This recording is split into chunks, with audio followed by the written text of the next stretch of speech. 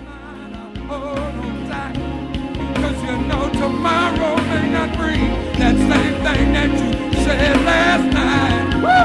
Every time I find a little peace of mind, I hold on tight, 'cause tomorrow may not bring the very same thing. No, no, no, said none of the right there. You that can all just for me. I'm so glad that you that can all just for me. I'm so glad that you that can all for a sinner like me.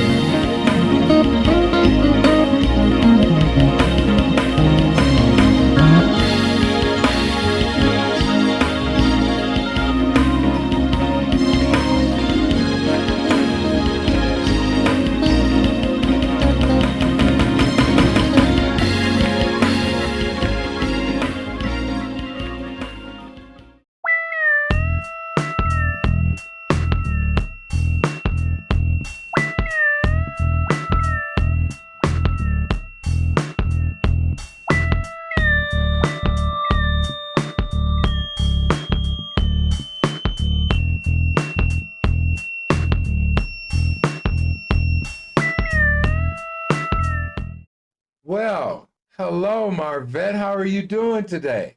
I'm doing well, thank you, and yourself. Simply fantastic, and thank you for asking. I know that you came by today to explain something that a lot of people probably go through but never speak about as much. And Mhm. I'm glad that you came in and you're going to tell us a story about a parent and how you and the parent went through dementia. Is that correct? That is correct. Well, when you start off, can you kind of just maybe give us a little background about you and then we'll lead into the story? Well, I'm born and raised in Chicago. Uh, Moved here to Denver in 1981. I was married at the time, mother of two children. I have a son and a daughter. Son David, who is 46 as of yesterday. He had his Okay, birthday. young lady. And, and I have a daughter who is 44. Okay, Marvette. So you're going to tell us about your father. Yes. Would you like to just start from like the beginning and how it led up into this tragedy? Well, as I said, I grew up, as a young girl. And I had a father that was the most amazing individual, father, uh, just a man himself. Not just being my dad, but just the things I saw him do for others.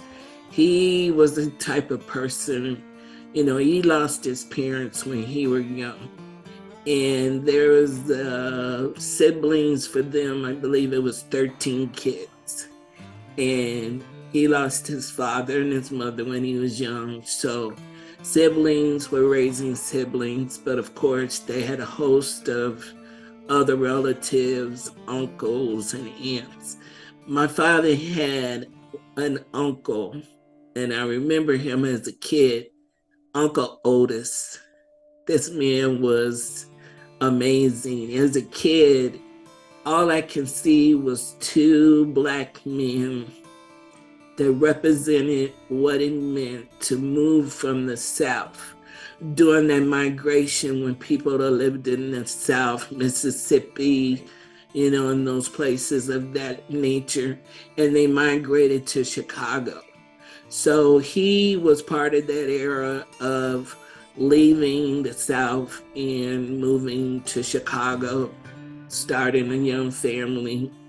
I do have two older siblings, actually three, that were raised in the South. I was born in the city of Chicago, but I have Southern roots. My dad was the type of person where he never wanted you to forget where you came from and never take anything for granted. He actually taught us what it meant to be able to take care of yourself. Not only as a young woman, I mean, the things he implanted in me to pay attention to as a young girl growing up, being able to have, if you were married, to understand what that purpose was. What a man that is head of household, and faith driven. He was such a man of God that the fear of God was in all of us as kids.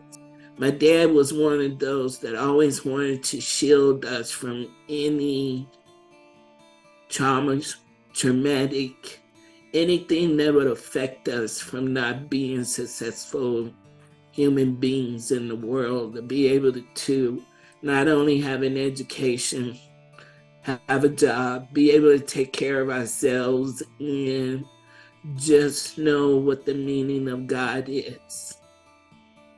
Well, is it safe to say, sounds like your daddy's little girl or something? I I am. mean, I mean, if I there was am. ever a pyramid, that was a big one there. It was. I It really mean, he's was. the rock, but I like the part about he's a man of faith, and He that was. was driving you. And Yep. so, what was you all's relationship growing up? Wow. You talking about a daddy's girl, spoiled. Uh, this was a man that would leave his job at noon and leave from the other side of where he worked, which probably would take maybe 45 minutes to get to where I was for school. And he brought me lunch every day from White Castles. Oh my lad, from White Castle for his little girl. Yes, I mean, everybody knew it. As long as I've grown up, everyone has known who my father was. He made that well known.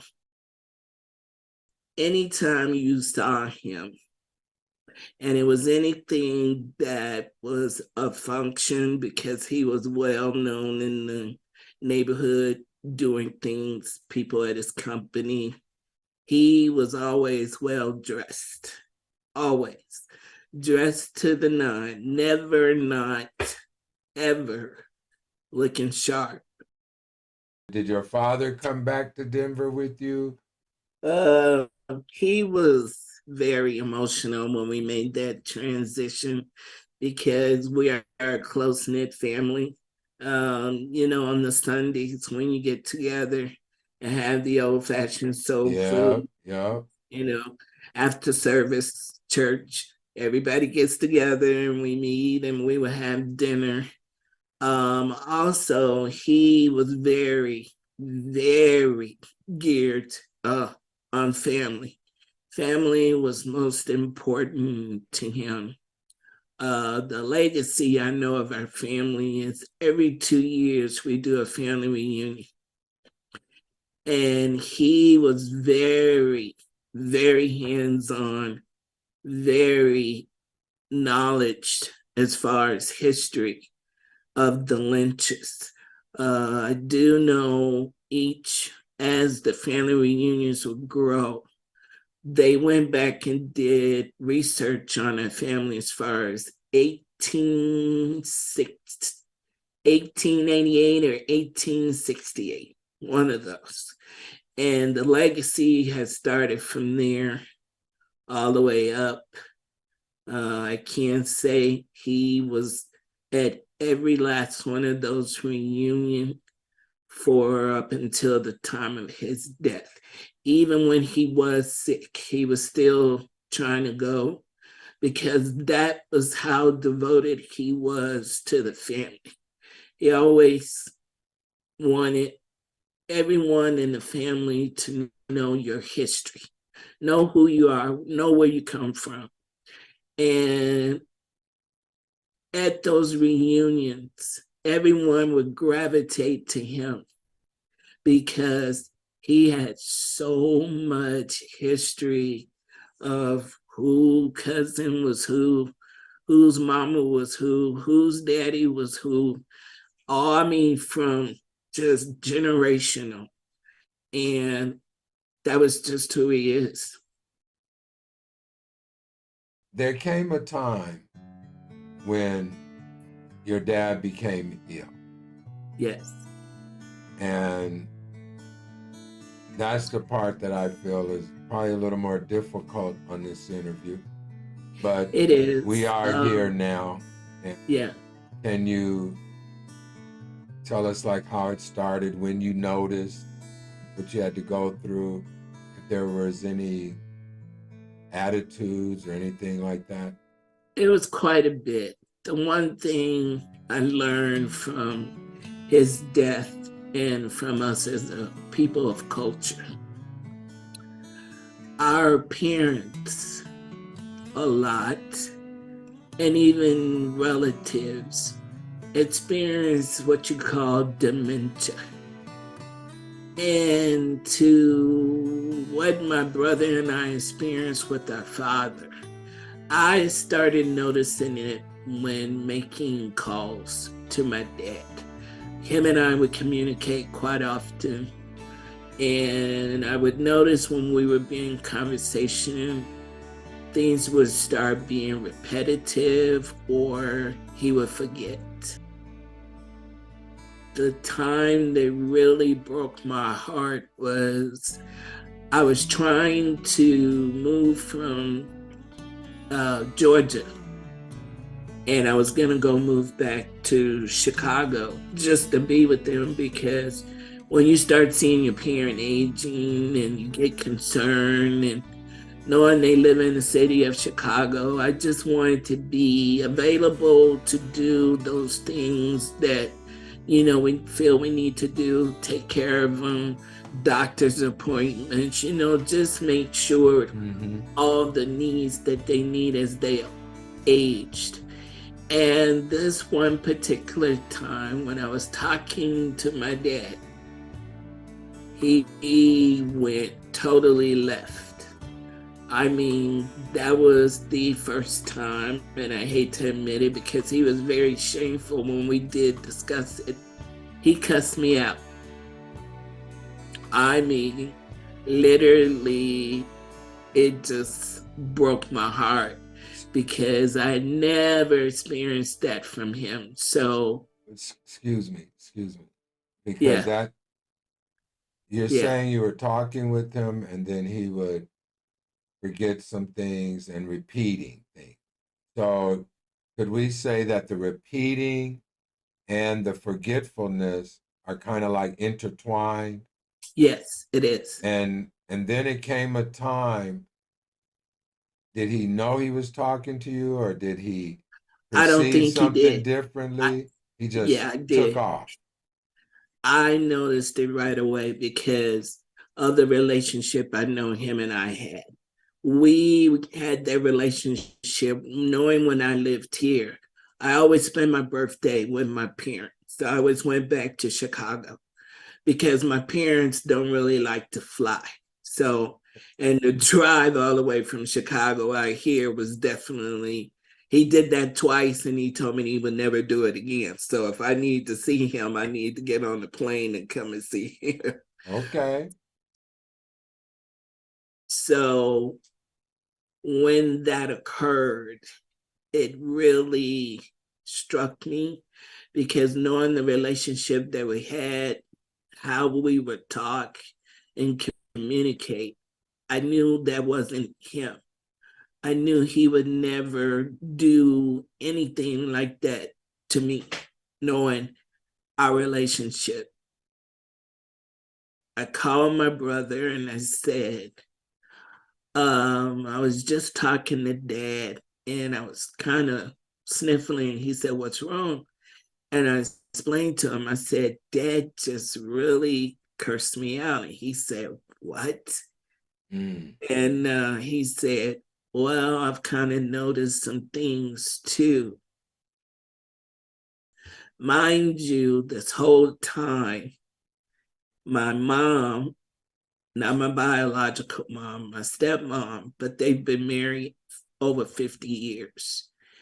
And he made her promise not to tell us that anything was going on with him. Nothing. Don't discuss it. Don't talk about it. Everything's okay. Mind you, my mom is an ordained minister. So to have someone to keep a secret like that, it was hard for her to know he was sick. But then again, her being honoring the father in her marriage, she would not break, the bond that they had, and his wishes of not discussing to his kids that he was sick. Well, tell me then. So when you all had these suspicions and you talked to her, obviously she didn't tell you. So how did you catch up with the seriousness of your father? My father was diagnosed what they call dementia, it's called sundown, or where most of his episodes occurred at night. And things, Sundown. yeah, and things were happening where my dad was like 6'2". He's Okay. a big, he's a big guy. You know what I Yeah. mean? And my mom pretty much short like me. Of course, you've seen me, little, small, petite, but she was the type of woman. They had such a beautiful marriage, and they were like peanut butter and jelly. Okay now. Sugar in the Kool-Aid. Come on now. They were that connected. So I understood where her position was, and also not to feel like she betraying him Right. or discussing what needed to be. But anyway, he was having episodes, he was leaving. Fire department was coming quite often. The police was coming. You said police, fire department was coming. And how were you alerted that they were coming?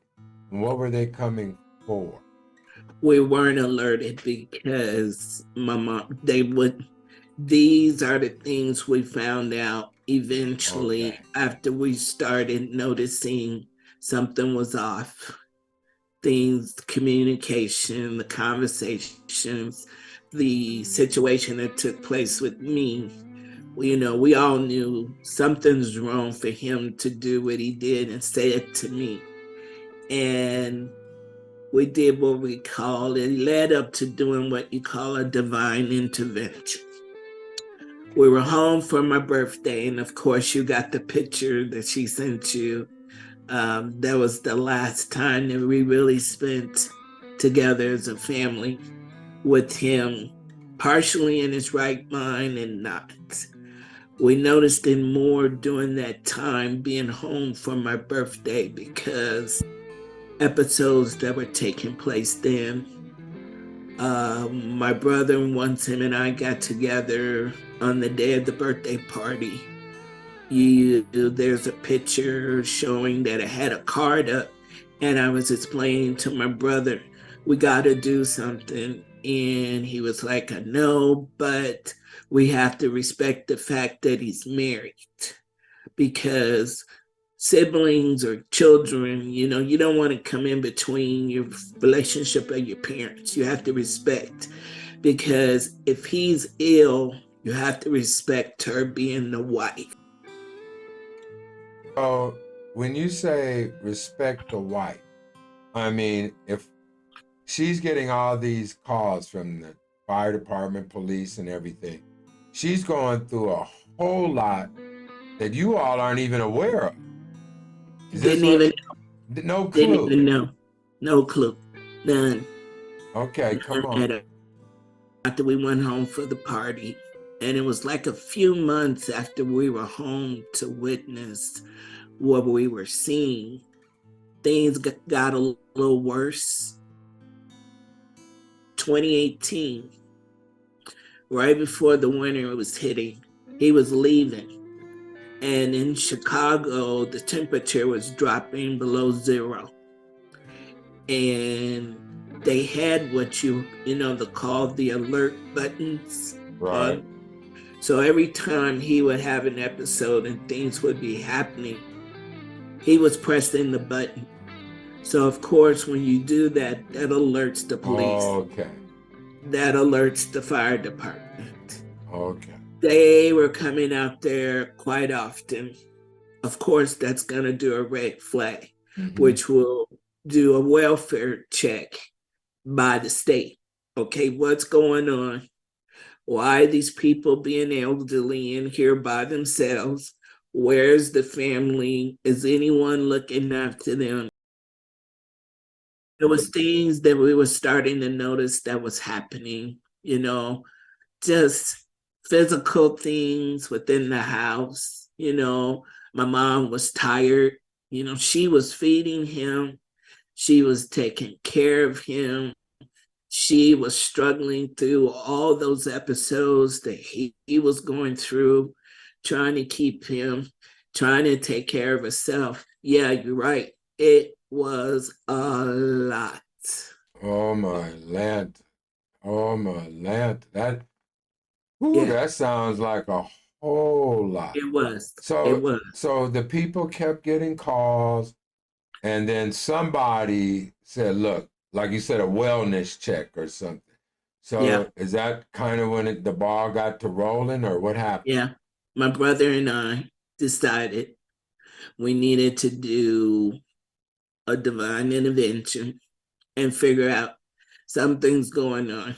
And I told my brother, I said, we need to get to the bottom of what's happening, because if the state gets involved, they start doing things and wanting to put people or get involved. And once state gets involved with care giving, it could become a problem. So this was about January. I remember I jumped on the plane. We went home. We didn't tell my father we were coming. We didn't tell my mother we were coming. We just showed up just to see what was going on without preparation. Because if you say, oh, well, we'll be there on Saturday, everything was okay. But when we decided to do that intervention and we went home, Good time.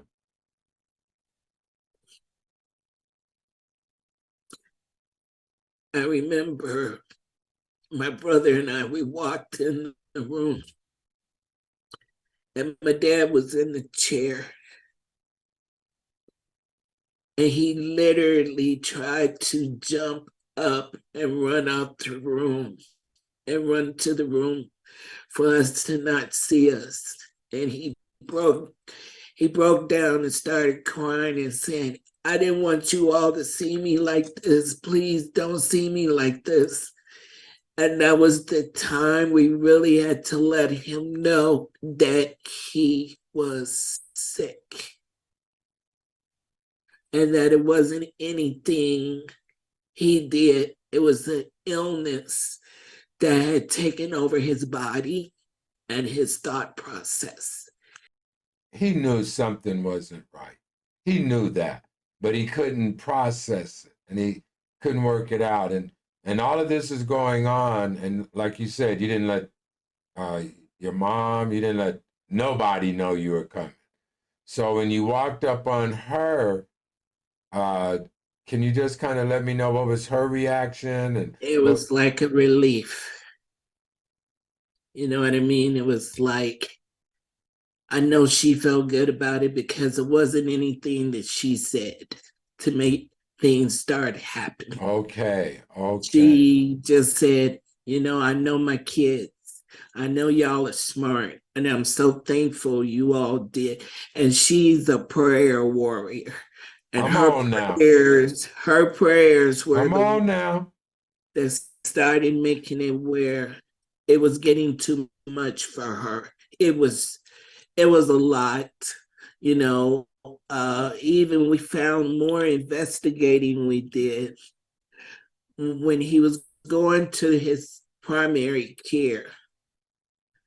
My mom was in the room and they had spoke to her and let her know that that was happening, that he had kept it from her, but the doctors made a decision that they wasn't going to allow the secret to continue because he was getting worse. They wanted to give him medication to kind of treat it, but one thing about dementia, I don't know enough yet. Was doing research on it to see, and a lot of our culture, we have a lot of our mature people. We call them elders, elderly. I just say the matured in age. When we don't necessarily talk about things that we need to. We need to expose and study and find out because our parents get so feeling they don't shame. They feel ashamed. Like, why is this happening to me? This shouldn't be happening to me. I let this happen to me. I should, it's all of those different things that they process in their mind. And there's really nothing they can do about it because it's just something that happens. It's a disease that happens.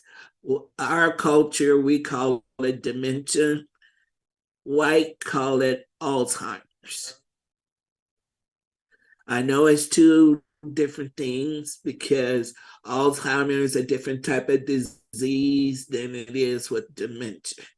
So you just have to continue to keep watch, pay attention, stay on top of their lifestyle, and just really monitor when you see things change in your parents. Like I said, when my dad said what he said that time to me, and we had an opportunity to be in the living room, and we were really having a great conversation with my dad right after he saw us. And we sat in the living room to explain to him, Dad, you're sick. This is a disease that's taking over your body and your mind. We just have to figure out the best way to get you help, because the help that the doctors were sending in, they were sending people over for meals and cleaning and just doing regular routine. Him being the booger he can be, he got rid of him. He didn't want him there. Get out of my house. Why you in here cleaning? You ain't cleaning, you being nosy, just Right. that was who he is. I don't need you cleaning my house. My wife can clean my house. Get out of here. But it was things that they were putting in place for him, and he was getting rid of. He was becoming more isolated, and he wasn't that kind of person of isolation. He was very friendly. He was well loved. He would do anything in the world for you. When they had a surprise birthday for him, he had never had a party in his life, ever. What? Not one birthday party, ever. And my mom gave him a birthday party, surprise. And my dad don't like surprises. My dad Okay. is nosy. He is nosy. I used to tell him all the time, you so nosy. Can't nobody do nothing with you. And my mom, when she was doing all the planning for this, she was saying, well, I got to be careful because I said, you ain't got to say it. Somebody is nosy. And I kept telling her, I don't know how you going to pull it off. She pulled it off. She had over 200 something people Wow. showed up. My dad knew just about everybody in his company that he worked for. He worked at an air plant. They did air filters and fans for airplanes. And he was a supervisor, whatever. Plus, he was also a union steward. He believed in the union. He believed in the rights of people. He fought for a lot of things. He marched for a lot of things. He just was one of those people that believed justice for black people and color and working, being from where he was to where he came. They showed up at that party. There must have been, I think, if I can remember correctly, and don't quote me, I think it was at least 10 people that had worked from him. And the majority of them were women. And they came up because it was a time for you to come up and speak on it. And they told him how much they appreciated him being their boss, saving their jobs, keeping them from being fired, and help them raise their kids. Amen. And keep, yes, spoken to their children. Every last one of these people got up and had a different story to tell and thanked him for what he had done for them being their boss. He had never heard that. So I remember that day he was just so full because he had never heard people take the time out to tell them how important he was to them and what he had done for them within their life. Was this surprise party during his sickness? No, prior Oh, to. okay. Prior Okay. to. So he That's was how you able. knew this was right after the party when everything just kind of shifted. When you got there and you was telling your father about how this was a sickness, did he receive that or did he He reject did. it? He And did. what kind of help was what's available, or what route did you take for your dad? First, my brother had to become power of attorney to be able to communicate because of HIPAA laws, and being able to speak with doctors and all the things that we didn't know about. So the first thing he did is started with his doctor. And they sat down and pretty much went through all the records of everything of what was taking place, the progressiveness to where we were. My brother asked, so how do we approach this? What do we need to do to get him help? What is this? What are we facing? And we did for a short time before his death, he was in a nursing home because he was beginning to be a little bit more than what my mom could take care.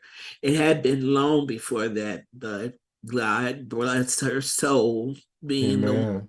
who she was and the godly woman she was. She did what she had to do. Right before COVID,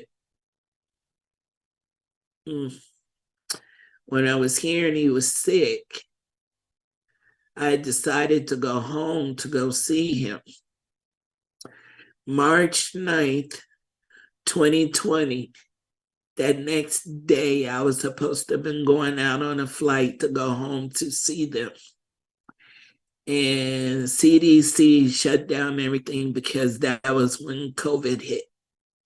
And my brother called me. He said, "You're not leaving. You won't be able to get in and see him because everything has been shut down in the government. So you're not going nowhere."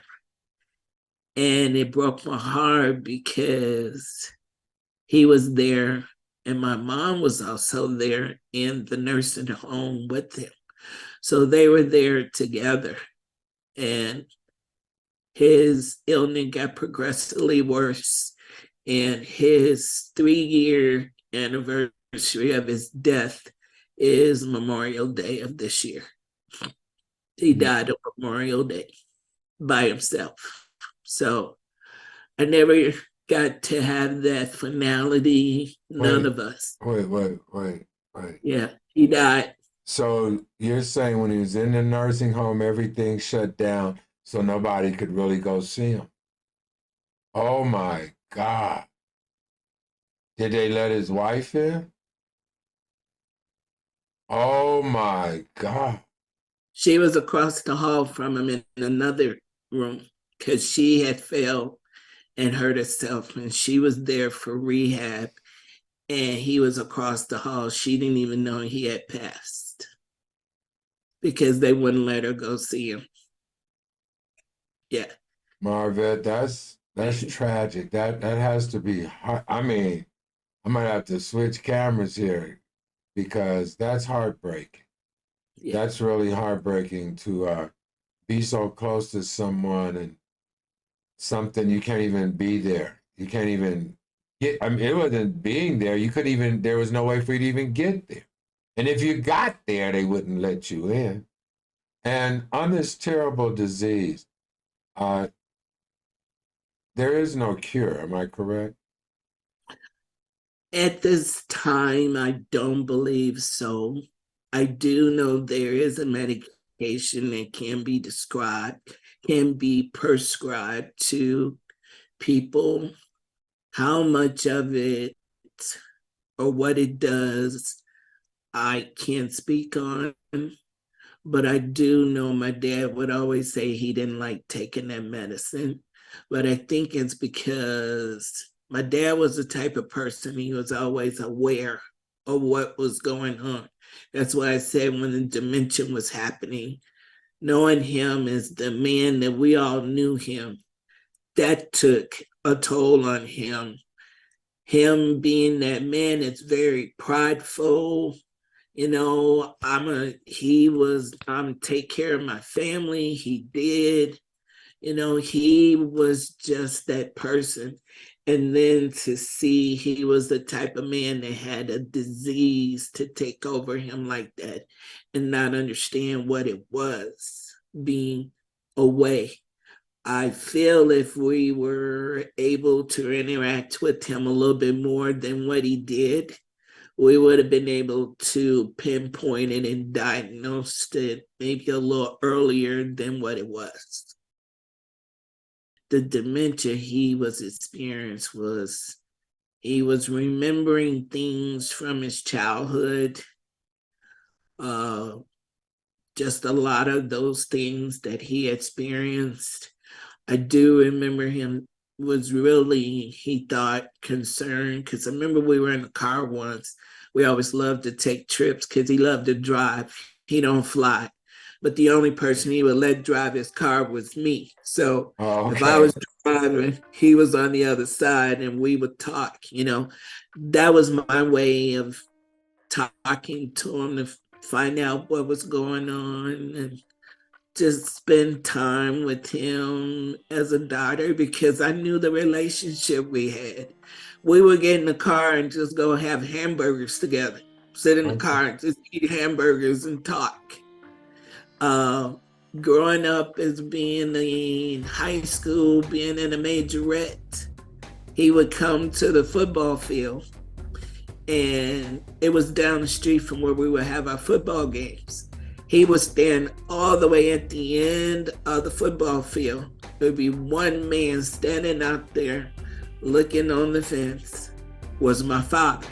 And everybody in school knew it was my dad. They would say, "Yo, daddy down there at the end of the field." Boy, yo, dad. Letting everybody know that's my baby. And that's what he would say. That was his words. It's exactly what you said. I feel that if you had something that you could give someone or tell someone that might be going through something like that with a loved one of theirs, could you give us any advice of what you would say we should do? Pray about it first. Ask God what the approach should be. Yeah. Do everything through God. God got us through all of that. Amen. Everything we needed, us being a praying family that we were. My father's belief at home was, as for me and my house. Okay, now. We will serve the Lord. I know some of the behaviors, but I wasn't up on it like you were. And it wasn't something horrible like that, a pandemic that kept people from even being with loved ones. So many people left this earth. 200 people at a birthday party you never had. And then when you're on your deathbed, your own wife can't see you. And that's pretty sad. But I thank you, Marvette, for sharing that story. I thank you for answering the call. Thank you for having me, and all the best to you and your endeavors. And may God keep you blessed, keep you healthy, and good luck to everything that you're doing. Thank you so much. Well, another episode of Where Were You? And we would like to thank our guests for this evening. Also want to thank New Me. New Me helps sponsor Where Were You? So go on and check it out. New Me /Arkway. Also, go on and hit that like. Go on and hit subscribe. Go on and hit that share. Go on and leave a comment. And if you find anyone that has a story, let me know. And hey, you bless someone today.